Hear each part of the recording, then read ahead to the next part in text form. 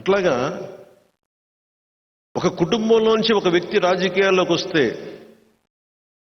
మాకు ఇబ్బందులు ఉంటాయి, మాకు పుట్టగతులు ఉన్నవేమో అన్న ఒక భయంతో 2006లో నాకే తెలియజేశారు, ఒకవేళ మీ అన్నయ్య గారు పాలిటిక్స్కి వస్తే మీ కుటుంబాన్ని ఇలా దాడులు చేస్తారు, మీ ఇంట్లో బిడ్డల్ని ఇలా ఇబ్బంది పెడతారు. నాకు తీసుకొచ్చారు. నేను అన్నాను, ఆయన పాలిటిక్స్ రాలేదు కదా, వచ్చిన రోజు నిన్ను కూడా ఇబ్బంది పెడతారంటే నా బతుకు బజార్ అయింది, పర్లేదు, మీరు ఏదైనా చేసుకుని చేసుకోండి.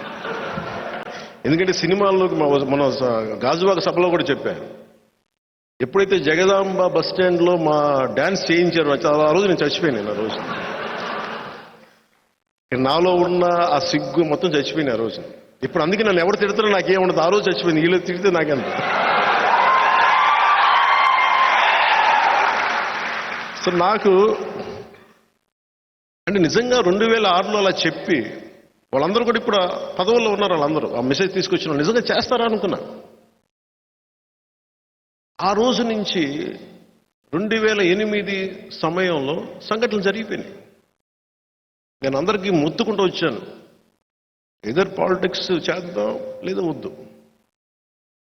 బట్ కానీ మనుషులు ఇంత క్రూరంగా ఉంటారా? అధికారంలో ఉన్నవాళ్ళు, ఆ రోజు అధికారంలో ఉన్నవాళ్ళు చేసిన దెబ్బ గాయపరిచేస్తుంది. అంటే దేనికని చూస్తే ఒక సమూహాన్ని ప్రభావితం చేసే ఒక వ్యక్తి రాజకీయాల్లోకి వస్తే మాకు పుట్టగతులు ఉండవని అనే భావనతో పుట్టక ముందే చంపే పరిస్థితిని తీసుకొచ్చారు. మా ఇంట్లో అందరూ మంచివాళ్ళు, సగటు మనుషులు. వాళ్ళు కొట్టిన దెబ్బ నేను తట్టుకోలేకపోయాను. నేను చూసే వాళ్ళకి నేను చాలా ఆవేశపరులా కనిపిస్తాను. అనాలోచితంగా చేశానేమో అనిపిస్తామో అలా కొన్ని సమయాల్లో. ఏమీ కోరుకోలేను, నాకేముండదు కోరిక. అలాంటి సమయంలో నేను నాకున్న ఇష్టమైన రివాల్వర్ని, నా ప్రాణ రక్షణ కోసం కొనుక్కున్న ఒక రివాల్వర్ని కామన్మెన్ ప్రొటెక్షన్ ఫోర్స్ అని పెట్టి ఇచ్చేశాను. దేనికి ఇచ్చానంటే ఈ రోజు నుంచి నాకు ప్రాణ రక్షణ అవసరం లేదు, బతికిన ప్రతిరోజు బతికిన.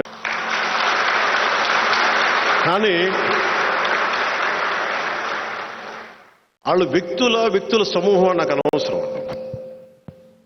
ఒక వ్యక్తి, ఒక పార్టీయా, ఒక కుటుంబమా, ఒక వర్గమా నాకు అనవసరం. ఒక సగటు మనిషి మీద కొట్టిన దెబ్బ అది. నాలాంటి వాళ్ళు చాలా చోట్ల ఉంటారు అని చెప్పి కామన్ మెన్ ప్రొటెక్షన్ ఫోర్స్ పెట్టి ఆ రోజు నాకు ఎవరైతే అండగా ఉన్నారో అదే వ్యక్తులు ఈ రోజున జనసేన పార్టీకి మూల స్తంభాలయ్యారు.